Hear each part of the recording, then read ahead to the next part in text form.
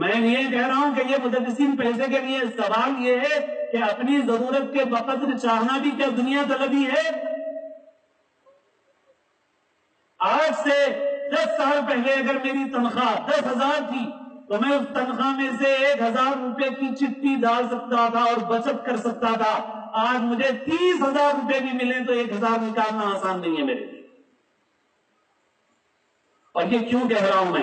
کیونکہ ہم مدرسوں سے لگے ہوئے ہیں، میں قلب شہر میں بیٹھا ہوا ہوں اور میرے سامنے عملی نمونے ہیں، میں دوسروں کے قصے کہانیاں نہیں بول رہا ہوں۔ میرے پاس پڑھانے والوں میں بھی کئی ایک اساتذہ ایسے ہیں جو اپنے خاندان کے اعتبار سے اچھے تھے، اخلاق کے اعتبار سے اچھے تھے، کیونکہ آج ہم کو ایسے مدرس ملنا مشکل ہو رہا ہے، اور ان کے اندر کوئی جذبہ باہر جانے کا نہیں تھا، سعودیہ جانے کا نہیں تھا۔ ان کی شادی ہوئی، تھوڑا قرضہ ہو گیا، بچہ ہوا، دوسرا قرضہ ہوا، ڈیلیوری کے 40-50 ہزار روپے ہو گئے۔ پھر ڈاکٹر نے کہا کہ صاحب بچے کو دواخانے میں شریک کرنا ہے، تو وہ قرضوں کے بوجھ سے ایسا نڈال ہو گیا۔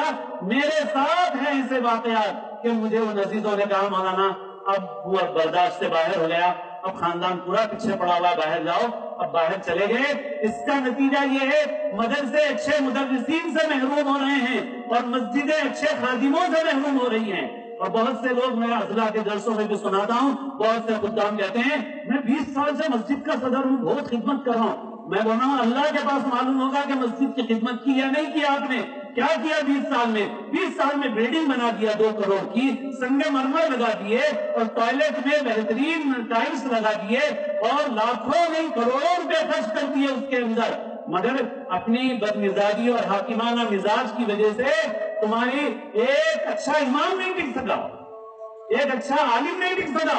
تم کہہ رہے ہو 20 سال میں نے خدمت کی، کل اللہ کے پاس فخر ہوگی کہ میری مسجد کی آبادی سنگ مرمر میں نہیں تھی، ٹائلس میں نہیں تھی، پی او پی کے کام میں نہیں تھی، قالین اور فانوس میں نہیں تھی۔ تمہاری بدمزاجی، تمہارے حاکمانہ انداز کی وجہ سے، تمہارے جاہلانہ طور طریق کی وجہ سے میری مسجد اور میرا گھر اچھے خادموں سے محروم رہا، اچھا حافظ نہیں رہ سکا، اچھا امام نہیں رہ سکا، اچھا خطیب نہیں رہ سکا۔ تو یہ 20 سال کی صدارت کی خدمت تمہارے میزان عمل میں پتہ نہیں نیکیوں میں شمار ہوگی یا کچھ اور شمار ہوگی۔